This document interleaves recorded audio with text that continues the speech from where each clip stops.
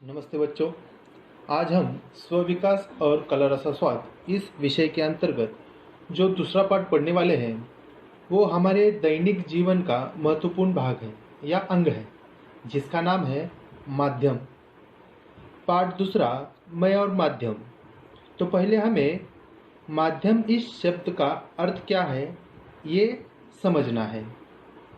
जैसे जरिया, दुआ हो सकता है। उदाहरण जैसे समझ लो, दो व्यक्तियों को आपस में चर्चा करना है या विचारों को प्रकट करना है, तो कैसे करेंगे? भाषा के जरिए। तो भाषा ये माध्यम हुआ। या समझ लो, विविध देशों में जो भी घटनाएं घटती हैं वो घटनाएं हमारे पास कैसे पहुंचती हैं? न्यूज़ के द्वारा। अब ये न्यूज़ या खबर कौन कौन से माध्यमों से हमारे पास आती है? अखबार, रेडियो या टीवी पे प्रसारित होने वाली न्यूज़ द्वारा। तो खबर पहुंचाने के माध्यम कौन से हुए? अखबार, टीवी, रेडियो। तो आपको समझ आया होगा माध्यम इसका अर्थ क्या है। अब इसी पाठ की टैगलाइन को हम देखेंगे। क्या लिखा है? जिनका नियंत्रण माध्यमों पर होता है उनका अपने मन पर संयम होता है। इसका मतलब हमें समझना होगा। माध्यमों पर नियंत्रण मतलब आज के इस युग की अगर हम बात करेंगे तो देखो, आज का युग सूचना और प्रसारण माध्यम का है। मतलब जिन माध्यमों द्वारा लोगों तक जानकारी पहुंचाई जाती है उन्हें सूचना और प्रसारण माध्यम कहते हैं। जैसे समाचार पत्र, आकाशवाणी, पत्रिकाएं, दूरदर्शन, अंतर्जाल मतलब इंटरनेट, डॉक्यूमेंट्री, भित्तिपत्रक आदि। अब हमको समझना यह है कि इन सब का हम कैसे इस्तेमाल करते हैं। जो खबरें हम देखते हैं, सुनते हैं या पढ़ते हैं, इसका हमारे मन पर क्या परिणाम होता है? माध्यमों द्वारा जो खबरें प्रसारित की जाती है उसमें कितनी सच्चाई दिखाई जाती है? हम उन खबरों को कैसे लेते हैं? कितना संयम दिखाते हैं? दिखाई जाने वाली खबरों को जानकारी पड़ताल करते हैं या नहीं, कि बिना सोचे समझे गलत खबरों को सही मानकर आगे जनमानस में फैलाते हैं या नहीं, ये हमको समझना है।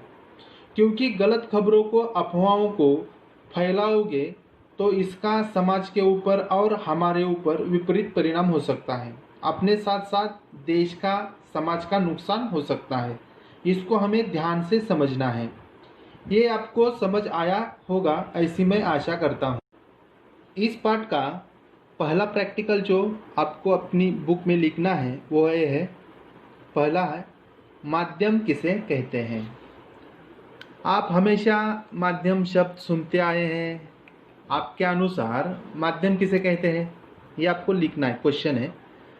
आपके प्रतिदिन जीवन में माध्यम इस शब्द का प्रयोग कहाँ कहाँ किया जाता है?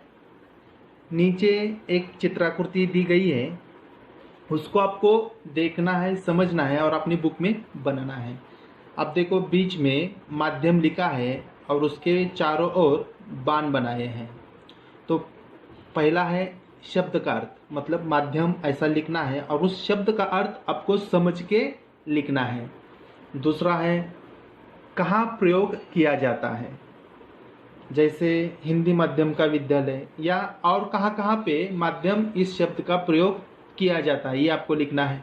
तीसरा है जैसे चित्र, काव्य, भाषा, अभिव्यक्ति के माध्यम है, तो और कौन कौन से माध्यम के प्रकार है ये आपको लिखने हैं। चौथा है माध्यमों का महत्व, जैसे टीवी के कारण विश्व भर की समाचार और दृश्य देखने को मिलते हैं, तो और उसमें हमको क्या देखने को मिलता है या माध्यमों का महत्व क्या है ये नीचे लिखना है। और अंतिम पांचवा है अन्य। अन्य मतलब जैसे बैंक में हम आर्थिक लेन देन करते हैं तो उसके लिए हम क्या इस्तेमाल करते हैं? चेक देते हैं या डिमांड ड्राफ्ट देते हैं। तो और ऐसे कौन से माध्यम हैं बैंक में या बैंक के अलावा दूसरे, वो आपको लिखने हैं। और दूसरा प्रैक्टिकल है आप तक जानकारी कैसे पहुंचती है। तो उसमें 4 क्वेश्चंस दिए हैं। देखो, पहला है विश्व भर की घटनाएं आपको कैसे मालूम हो जाती है। दूसरा, बाजार में आए हुए नए उत्पादन तथा नई वस्तुओं की जानकारी आपको कैसे मिल जाती है। तीसरा, इस समय प्रचलित लोकप्रिय फैशन का पता आपको कैसे चल जाता है। चौथा, देश भर के विभिन्न प्रसिद्ध व्यक्तियों के विचारों को आप कैसे जानते हैं। तो इन क्वेश्चन के आंसर आपको अपने मन से समझ के लिखने हैं। और तीसरा प्रैक्टिकल है, माध्यमों के संबंध में थोड़ा विचार करेंगे। देखो अभी उस पर लिखा है, सूचना और प्रसार माध्यम क्या केवल जानकारी देने का ही कार्य करते हैं। तो उसमें भी 4 क्वेश्चन दिए हैं, इनको आपको समझ के इनके आंसर आपकी भाषा में आपको लिखने हैं। जैसे पहला है, समाचार पत्र में समाचारों के अतिरिक्त और क्या क्या छपा होता है। दूसरा, दूरदर्शन पर मनोरंजक कार्यक्रमों के अतिरिक्त अन्य कौन कौन से कार्यक्रम दिखाए जाते हैं। तीसरा, फिल्मों के प्रारंभ में प्रायोजक शीर्षक के अंतर्गत कुछ नाम दिए जाते हैं, उनका निश्चित कार्य तथा महत्व क्या होता है। चौथा, क्या आपने कभी एक ही समाचार विभिन्न न्यूज़ चैनलों पर देखा है, वह समाचार एक जैसा दिखाया जाता है अथवा अलग अलग ढंग से दिखाया जाता है। इन सभी प्रश्नों के उत्तर आपको आपकी भाषा में लिखने हैं। और चौथा प्रैक्टिकल है, आप किस प्रकार चुनाव करते हैं। ये महत्वपूर्ण है, इसको आपको बहुत समझ के लिखना है। तो इसमें भी 4 क्वेश्चन दिए हैं। पहला है, आपके घर में कौन सा साबुन, पेस्ट, तेल, क्रीम लाए जाते हैं। दूसरा, किस प्रकार के कपड़े पहनना आपको स्टाइलिश लगता है। तीसरा, आपकी दृष्टि में आकर्षक और प्रभावशाली दिखने के लिए अपने पास कौन कौन सी वस्तुओं का होना अत्यावश्यक है। चौथा, किसी युवा लड़के या लड़की में कौन कौन से गुण होने चाहिए ऐसा आपको लगता है। अब ऊपर जो ये 4 क्वेश्चन दिए, तो उसमें जो भी वस्तुएं हैं बताई हैं, उन वस्तुओं के बारे में आपको कैसे मालूम हुआ ये लिखना है।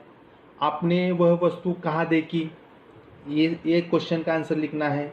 उसी वस्तु को आपने क्यों चुना, ये आपको लिखना है। आपको वैसा ही होना चाहिए, वो वस्तु वैसी ही होनी चाहिए, ये आपने कैसे तय किया। ये सब क्वेश्चन के आंसर आपको समझ के लिखने हैं। अब इस पार्ट के 4 प्रैक्टिकल मैंने आपको दिए हैं, तो मैं आशा करता हूँ कि ये आपको अच्छे से समझ में आए होंगे। आगे के भी जो प्रैक्टिकल है वो मैं नेक्स्ट वीडियो में आपको भेजूँगा। तब तक के लिए धन्यवाद।